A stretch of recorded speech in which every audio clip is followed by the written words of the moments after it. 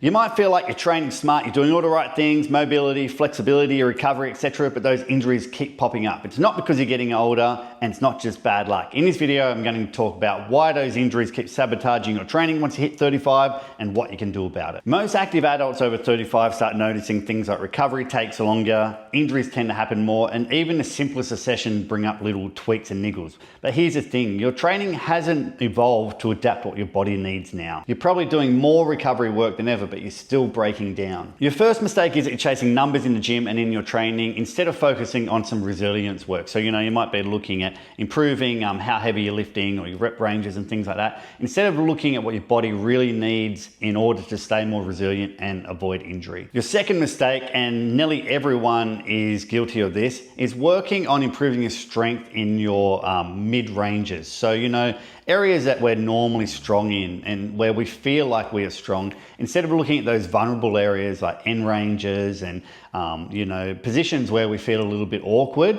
And most of what we're training in gyms probably going to be safe, straight positions, not working on those areas where we're going to be more vulnerable. And the third mistake I see happening everywhere is relying on your recovery tools instead of really working on your movement foundations. I made a video about this recently, talking about how your mobility routine is making you weak, which you can find on my channel. But really what we're looking at here is, as we tend to rely on these tools, thinking it's going to improve our recovery, it's forcing us to neglect really those movement foundations, which would enable us to recover better as a result of improving our capacity. What most people don't realize is that your body's going to adapt to the type of training you're throwing at it. So working on mid-range means you're going to be strong at mid-range and not in those vulnerable positions. Training in one plane of motion and getting strong in these, straight line movements means you're probably going to be vulnerable when it comes to real world three-dimensional movements.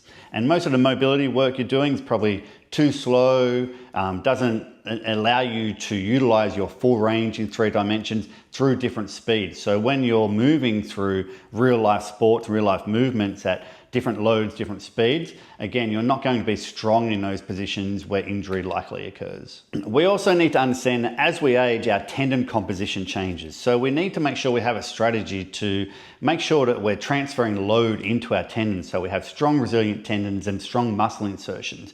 We need to make sure that our strategies are ensuring that our joints, our muscles, our full range, our coordination and control over our movement, make sure that we're bulletproof with whatever we're going to throw at ourselves in our sports and our real world movement. So what can you do about it? The good news is that you can start to rebuild these things and get resilient at any age. The first thing we want to do is make sure that we're strengthening our end ranges and not just our mid ranges. We want to train in 3 dimensions using real life loads and real life speeds. So the range of motion that we can access is different under different conditions. So that means we have different levels of control and different ranges of motion depending on how fast we move and how much load we are under. So we want to train those variables. And we want to build active control and not just passive movement, passive range of motion. That means making sure that we expand our range of motion, make sure that we have some control over that range, and make sure we have strength through that full range as well. When we do this, we really start to get rid of our movement blind spots and get resilience through all levels of movement, all speeds, all loads, all directions. So if you're serious about training and staying active over 35, please make sure you hit the subscribe button. In the next few videos, I'm going to show you how to work on those movement blind spots before they become an injury. I'll see you in the next one.